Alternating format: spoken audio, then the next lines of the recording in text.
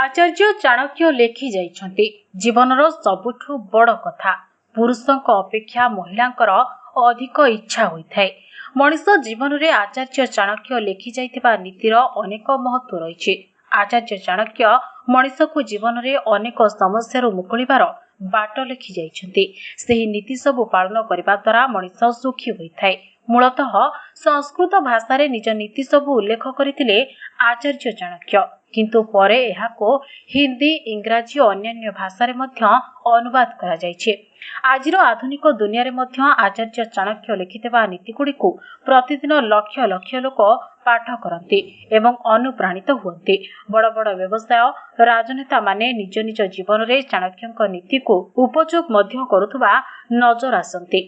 कहीं राजनीति, व्यवसाय एवं अर्थ विषय रे आचार्य चाणक्यंकर ज्ञान खूब अधिक थिला, जहाँ आजिर समय मध्य लोकों को मार्गदर्शन करे।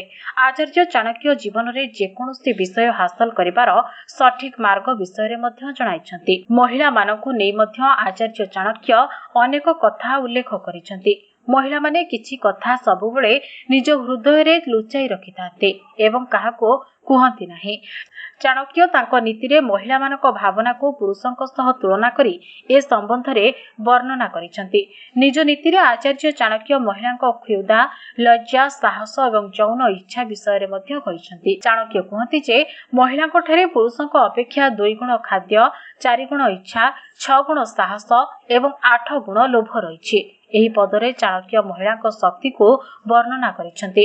आजिर समय रे कार्य व्यस्त रे महिलांक खाद्याभ्यास खराब हो जाउछि, किंतु सेमाने निज भोक को सहजरे नियंत्रण करि पारंती। महिला माने एते लाज करंती जे सेमाने कथा कहिबा पूर्वरु भी चिंता करिथांती। सेही भली महिला माने पुरुषंक ठारू अधिक साहसी बोली मध्य कहिसंती आचार्य चाणक्य।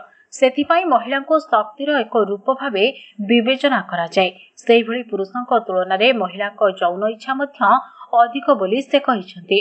चाणक्य नीति अनुसार महिला को यौन इच्छा पुरुषंक ठारू 8 गुणा अधिक होइथाय, किंतु सेमानंक मध्य रे लज्जा, सहनशीलता एवं मूल्यबोध बुझिबार शक्ति रहिछि, जद्वारा सेमाने निज इच्छा को सहजरे प्रकाश करि पारंती नाही। सब किछि को ध्यान रे रखी महिला माने संपूर्ण सम्मानर सह स्वामी को इच्छा रे चलंती एवं परिवार रो जत्न नियंती।